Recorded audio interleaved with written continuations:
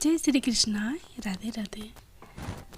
आज के वीडियो में सुनेंगे श्री दुर्गा सप्तशती पाठ का दूसरा अध्याय। इस अध्याय में देवताओं के तेज से देवी का प्रादुर्भाव और महिषासुर की सेना का वध किया गया है। महर्षि मेधा बोले, प्राचीन काल में देवताओं और असुरों में पूरे 100 वर्षों तक घोर युद्ध हुआ था और देवराज इंद्र देवताओं के नायक थे। इस युद्ध में देवताओं की सेना परास्त हो गई थी और इस प्रकार संपूर्ण देवताओं को जीत महिषासुर इंद्र बन बैठा था। युद्ध के पश्चात हारे हुए देवता प्रजापति श्री ब्रह्मा को साथ लेकर उस स्थान पर पहुँचे जहाँ पर कि भगवान शंकर विराजमान थे। देवताओं ने अपनी हार का सारा वृत्तांत भगवान श्री विष्णु और शंकर जी से कह सुनाया। वह कहने लगे, हे प्रभु, महिषासुर सूर्य, चंद्रमा, इंद्र, अग्नि, वायु एवं वरुण तथा अन्य देवताओं के सब अधिकार छीनकर सबका अधिष्ठता स्वयं बन बैठा है। उसने समस्त देवताओं को स्वर्ग से निकाल दिया है। वह मनुष्यों की तरह पृथ्वी पर विचर रहे हैं। दैत्यों की सारी करतूत हमने आपको सुना दी है और आपकी शरण में इसलिए आए हैं कि आप उनके वध का कोई उपाय सोचें। देवताओं की बातें सुनकर भगवान श्री विष्णु और शंकर जी को दैत्यों पर बड़ा गुस्सा आया। उनकी भवें तन गई और आंखें लाल हो गई। गुस्से में भरे हुए भगवान विष्णु के मुख से बड़ा भारी तेज निकला और उसी प्रकार का तेज भगवान शंकर, ब्रह्मा और इंद्र आदि दूसरे देवताओं के मुख से प्रकट हुआ। फिर वह सारा तेज एक में मिल गया और तेज का पुंज वह ऐसे दिखता था जैसे कि जज्वल्यमान पर्वत हो। देवताओं ने देखा कि उस पर्वत की ज्वाला चारों ओर फैली हुई थी और देवताओं के शरीर से प्रकट हुए तेज की किसी अन्य तेज से तुलना नहीं हो सकती थी। एक स्थान पर इकट्ठा होने पर वह तेज एक देवी के रूप में परिवर्तित हो गया और अपने प्रकाश से तीनों लोकों में व्याप्त जान पड़ा। वह भगवान शंकर का तेज था। उससे देवी का मुख प्रकट हुआ। यमराज के तेज से उसके सिर के बाल बने। भगवान विष्णु के तेज से उसकी भुजाएं बनी। चंद्रमा के तेज से दोनों स्तन और इंद्र के तेज से जांघा तथा पिंडली बनी और पृथ्वी के तेज से नितंब भाग बना। ब्रह्मा के तेज से दोनों चरण और सूर्य के तेज से उनकी अंगुलियां पैदा हुई। वसुओं के तेज से हाथों की अंगुलियां एवं कुबेर के तेज से नासिका बनी। प्रजापति के तेज से उसके दांत और अग्नि के तेज से उसके नेत्र बने। संध्या के तेज से उसकी भवें और वायु के तेज से उसके कान प्रकट हुए थे। इस प्रकार उस देवी का प्रादुर्भाव हुआ था। महिषासुर से पराजित देवता उस देवी को देखकर अत्यंत प्रसन्न हुए। भगवान शंकर ने अपने त्रिशूल में से एक त्रिशूल निकालकर उस देवी को दिया और भगवान विष्णु ने अपने चक्र में से एक चक्र निकालकर उस देवी को दिया। वरुण ने अपने चक्र में से एक चक्र निकालकर उस देवी को दिया। वरुण ने देवी को शंख भेंट किया। अग्नि ने इसे शक्ति दी। वायु ने उसे धनुष और बाण दिए। सहस्त्र नेत्रों वाले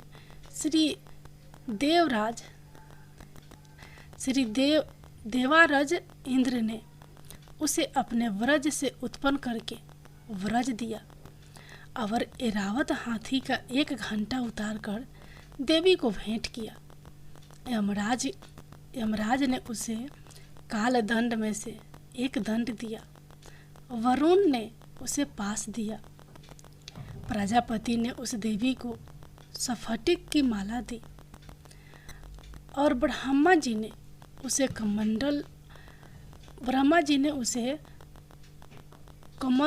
कमंडलू दिया। सूर्य ने देवी के समस्त रोमों में अपनी किरणों का तेज भर दिया। काल ने उसे चमकती हुई ढाल और तलवार दी और उज्जवल हार और दिव्य वस्त्र उसे भेंट किए और इनके साथ ही उसने दिव्य चूड़ामणि दी, 2 कुंडल, कंकन, उज्जवल अर्धचंद्र, बाहों के लिए बाजूबंद, चरणों के लिए नुपुर, गले के लिए सुंदर हंसली और अंगुलियों के लिए रत्नों की बनी हुई अंगूठियाँ उसे दी। विश्वकर्मा ने उनको फरसा दिया और उसके साथ ही कई प्रकार के अस्त्र और अवैध कवच दिए और इसके अतिरिक्त उसने कभी ना कुम्हलाने वाले सुंदर कमलों की मालाएं भेंट की। समुद्र ने सुंदर कमल का फूल भेंट किया। हिमालय ने सवारी के लिए सिंह और तरह तरह के रत्न देवी को भेंट किए। यक्षराज कुबेर ने मधु से भरा हुआ पात्र और शेष नाग ने उन्हें बहुमूल्य मणियों से विभूषित नागहार भेंट किया। इसी तरह दूसरे देवताओं ने भी उसे आभूषण और अस्त्र देकर उसका सम्मान किया। इसके पश्चात देवी ने उच्च स्वर से गर्जना की। उसके इस भयंकर नाद से आकाश गूंज उठा। देवी का वह उच्च स्वर से किया हुआ सिंहनाद समा न सका। आकाश उनके सामने छोटा प्रतीत होने लगा। उससे बड़े जोर की प्रतिध्वनि हुई, जिससे समस्त विश्व में हलचल मच गई और समुद्र कांप उठे, पृथ्वी डोलने लगी और सब पर्वत हिलने लगे। देवताओं ने उस समय प्रसन्न हो सिंहवाहिनी जगतमयी देवी से कहा, देवी तुम्हारी जय हो। इसके साथ महर्षियों ने भक्ति भाव से विनम्र होकर उनकी स्तुति की। संपूर्ण त्रिलोकी को शोकमगन देखकर दैत्यगण अपनी सेनाओं को साथ लेकर और हथियार आदि सजाकर उठ खड़े हुए। महिषासुर की क्रोध की कोई सीमा नहीं थी। उसने क्रोध में भरकर कहा, यह सब क्या उत्पात है। फिर वह अपनी सेना के साथ उस ओर दौड़ा जिस ओर से भयंकर नाद का शब्द सुनाई दिया था और आगे पहुंचकर उसने देवी को देखा, जो कि अपनी प्रभा से तीनों लोकों को प्रकाशित कर रही थी। उसके चरणों के भार से पृथ्वी दबी जा रही थी। माथे के मुकुट से आकाश में एक रेखा सी बन रही थी और उसके धनुष की टंकोर से सब लोग क्षुब्ध हो रहे थे। देवी अपनी सहस्त्रों भुजाओं को संपूर्ण दिशाओं में फैलाए रखी थी। इसके पश्चात उनका दैत्यों के साथ युद्ध छिड़ गया और कई प्रकार के अस्त्र सहस्त्रों से सब की सब दिशाएं उद्भासित होने लगी। महिषासुर की सेना का सेनापति चिच्छुर नामक एक महान असुर था। वह आगे बढ़कर देवी के साथ युद्ध करने लगा और दूसरे दैत्यों की चतुरंगिनी सेना साथ लेकर चामर भी लड़ने लगा और 60,000 महारथियों को साथ लेकर उदग्र नामक महादैत्य आकर युद्ध करने लगा और महाहनु नामक असुर 1 करोड़ रथियों को लेकर असली लोमा नामक असुर 5 करोड़ सैनिकों को साथ लेकर युद्ध करने लगा। वास्कल नामक असुर 60 लाख असुरों के साथ युद्ध में आ डटा। बिडाल नामक असुर 1 करोड़ रथियों सहित लड़ने को तैयार था। इन सब के अतिरिक्त और भी हजारों असुर हाथी और घोड़े सवार लेकर लड़ने लगे और इन सब के पश्चात महिषासुर करोड़ों रथों, हाथियों और घोड़ों सहित वहां आकर देवी के साथ लड़ने लगा। सभी असुर तोमर, भिनिद, पाल, शक्ति, मूसल, खंडगों, हर्षोपटियों के साथ रणभूमि में देवी के साथ युद्ध करने लगे। कई शक्तियाँ फेंकने लगे और कोई अन्य शास्त्र आदि इसके पश्चात सब के सब दैत्य अपनी अपनी तलवारें हाथों में लेकर देवी की ओर दौड़े और उसे मार डालने का उद्योग करने लगे। मगर देवी ने क्रोध में भरकर खेल ही खेल में उनके सब अस्त्रों शस्त्रों को काट दिया। इसके पश्चात ऋषियों और देवताओं ने देवी की स्तुति आरंभ कर दी और वह प्रसन्न होकर असुरों के शरीरों पर अस्त्र शस्त्रों की वर्षा करती रही। देवी का वाहन भी क्रोध में भरकर दैत्य सेना में इस प्रकार विचरने लगा जैसे कि वन में दावानल फैल रहा हो।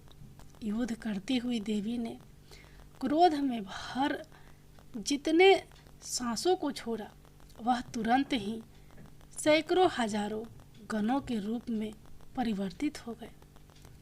फरसे, भिंद, पाल, खंडक तथा पट्टिस इत्यादि अस्त्रों के साथ दैत्यों से युद्ध करने लगे।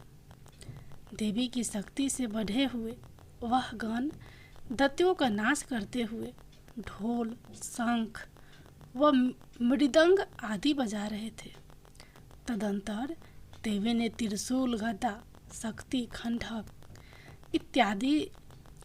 इत्यादि से सहस्त्रों असुरों को मार डाला। कितनों को घंटे की भयंकर आवाज से ही यमलोक पहुंचा दिया। कितने ही असुरों को उसने पास में बांधकर पृथ्वी पर धर घसीटा। कितनों को अपनी तलवार से टुकड़े टुकड़े कर दिए और कितनों को गदा की चोट से धरती पर सुला दिया।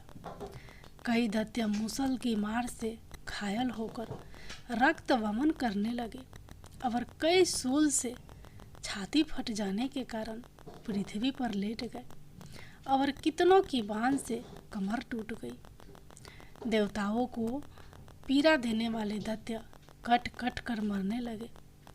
कितनों की बाहें अलग हो गई, कितनों की ग्रीवाएं कट गई, कितनों के सिर कटकर भूमि पर लुढ़क गए, कितनों के शरीर बीच में से कट गए और कितनों की जगहें कट गई और वह पृथ्वी पर गिर पड़े।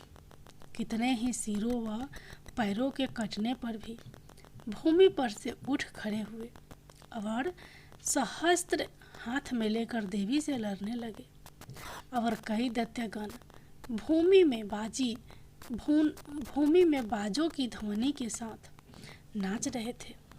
कई असुर जिनके सिर कट चुके थे बिना सिर के धड़ से ही हाथ में शस्त्र लिए हुए लड़ रहे थे। दैत्य रह रह कर ठहरो ठहरो कहते हुए देवी को युद्ध के लिए ललकार रहे थे। जहाँ पर यह घोर संग्राम हुआ था वहाँ की भूमि रथ, हाथी, घोड़े और असुरों की लाशों से भर गई थी और असुर सेना के बीच में रक्तपात होने के कारण रुधिर की नदियाँ बह रही थी और इस तरह देवी ने असुरों की विशाल सेना को क्षण भर में इस तरह से नष्ट कर डाला जैसे तृण काष्ठ के बड़े समूह को अग्नि नष्ट कर डालती है। और देवी का सिंह भी गर्दन के बालों को हिलाता हुआ और बड़ा शब्द करता हुआ असुरों के शरीरों से मानो उनके प्राणों को ढूंढ रहा था। वहाँ देवी के गणों ने जब दैत्यों के साथ युद्ध किए तो देवताओं ने प्रसन्न होकर आकाश से उन पर पुष्प वर्षा की। दुर्गा माता की जय।